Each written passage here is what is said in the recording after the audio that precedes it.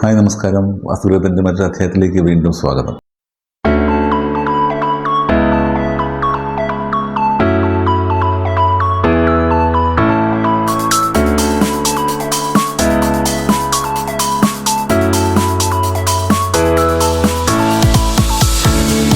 ഇന്നത്തെ എപ്പിസോഡിൽ നമ്മൾ ചർച്ച ചെയ്യുന്നത് രണ്ടാം നിലയെക്കുറിച്ചാണ്. രണ്ടാം നില ഇപ്പോൾ വീടുകളിപ്പോൾ മൾട്ടി സ്റ്റോറീഡായി മാറിക്കൊണ്ടിരിക്കുന്ന കാര്യം നമ്മൾ ഈ ആർക്കിടെക്ചറിൽ പറയും വെർട്ടിക്കൽ ഡെവലപ്മെൻറ്റ് എന്ന് പറയും. അതായത് ഹൊറിസോണ്ടൽ ഡെവലപ്മെൻറ്റ് ചെയ്യാനായിട്ട് നമുക്ക് സൈറ്റുകളുടെ പരിമിതികൾ, സ്ഥലത്തിൻ്റെ പരിമിതികളൊക്കെ ഉള്ളതുകൊണ്ട് നമ്മൾ വെർട്ടിക്കൽ ഡെവലപ്മെൻറ്റിനാണിപ്പോൾ പ്രത്യേകിച്ച് അർബനൈസേഷൻ നമ്മൾ സിറ്റിയുമായി ബന്ധപ്പെട്ട് ചിന്തിക്കുമ്പോൾ കൂടുതലും നടന്നു വരുന്നത് ഈ 2 നില അല്ലെങ്കിൽ 3 നില വീടുകൾ, ഇല്ലെങ്കിൽ ഫ്ലാറ്റുകൾ, ഇങ്ങനെയൊക്കെയാണ് നമ്മൾ ചിന്തിക്കുന്നത്.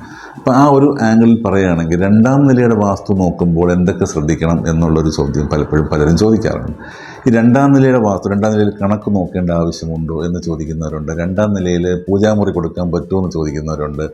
രണ്ടാം നിലയിൽ കിച്ചൺ കൊടുക്കാൻ പറ്റുമോ എന്ന് ചോദിക്കുന്നവരുണ്ട്. ഇങ്ങനെ കുറേ കാര്യങ്ങളുണ്ട്. അപ്പം നമ്മൾ ഇത് ഒരു കോൺസെപ്റ്റിൽ 2 ഡ്വെല്ലിംഗ് യൂണിറ്റ്, അതായത് ഇപ്പോൾ താഴെയും മുകളിലും 2 യൂണിറ്റ് ആയിട്ടുള്ള ഒരു രണ്ടാം നിലയാണെങ്കിൽ നമുക്ക് കിച്ചൺ 2 നിലയിലും കൊടുക്കുന്നതുകൊണ്ട് തടസ്സമൊന്നുമില്ല. പക്ഷേ ഒരു കുടുംബം താമസിക്കുന്ന ഒരു സിംഗിൾ ബിൽഡിങ്ങിൽ 2 നില ആണെങ്കിൽ കിച്ചൺ എപ്പോഴും താഴെ തന്നെ കൊടുക്കുന്നത് തന്നെയാണ് നല്ലത്.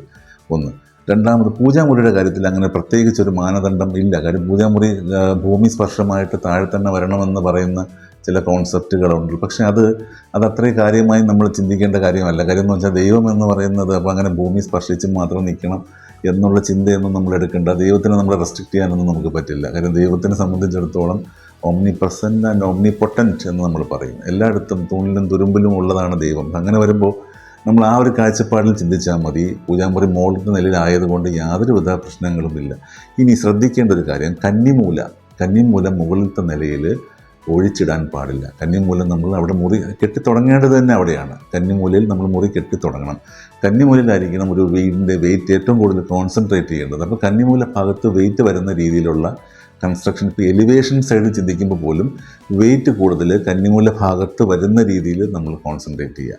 വടക്ക് കിഴക്കേ ഭാഗം ഓപ്പൺ ടെറസ് ആയിരുന്നാൽ കൊള്ളാം.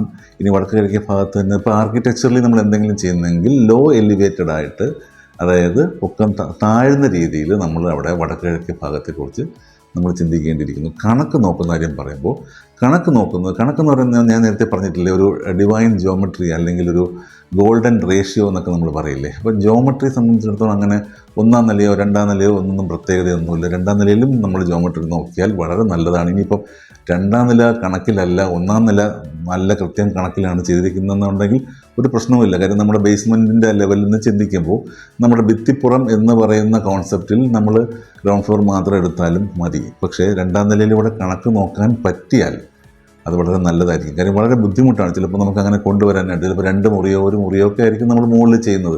ഇപ്പോൾ താഴെ ചെയ്യുന്ന അതേ മുറിയുടെ ആയിരിക്കും നമ്മൾ മുകളിൽ വരുന്നത്. അപ്പോൾ താഴെ നമ്മൾ മുറി കറക്റ്റ് റേഷ്യോയിൽ ഇന്നർ ഡയമീറ്റർ അല്ല ഇന്നർ പെരിമീറ്റർ കൃത്യമായിട്ട് നമ്മൾ കൊണ്ടുവന്നിട്ട് മുകളിൽ അതിൻ്റെ ചുറ്റ് വാൾ കിട്ടുമ്പോൾ ആ ചുറ്റ് കൃത്യമായ കണക്കിൽ വരണമെന്ന് യാതൊരു നിർബന്ധവുമില്ല. അപ്പം അങ്ങനെ വരുമ്പോൾ നമുക്ക് ബുദ്ധിമുട്ട് വരാൻ സാധ്യതയുണ്ട്. 1 മുതൽ 2. പക്ഷേ അല്ലെങ്കിൽ നമ്മൾ ചെയ്തെടുക്കുമ്പോൾ കഴിയുന്നതും നല്ലൊരു ഉത്തമ കണക്കിൽ കൊണ്ടുവരാൻ പറ്റിക്കഴിഞ്ഞാൽ വളരെ നല്ലതാണ്. പക്ഷേ 1-ാം നിലയുടെ കണക്ക്, അതായത് 2-ാം നിലയുടെ കണക്ക് നിങ്ങൾക്ക് നോക്കാൻ പറ്റിയില്ലെങ്കിൽ കൂടി 1-ാം നിലയിൽ കൃത്യമായി, അതായത് ഗ്രൗണ്ട് ഫ്ലോറിൽ കൃത്യമായിട്ട് കണക്ക് നോക്കിക്കഴിഞ്ഞാൽ ഈ കണക്കിൻ്റെ കാര്യത്തിൽ നമ്മളൊരു പൂർണ്ണതയിലേക്ക് എത്തും.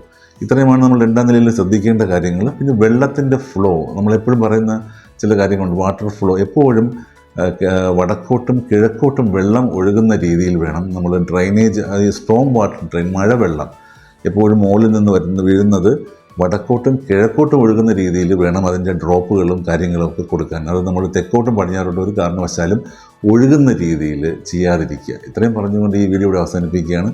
മറ്റൊരു നല്ല വീഡിയോയുമായി നിങ്ങൾ മുന്നിൽ എത്തുന്നവരെ നന്ദി, നമസ്കാരം.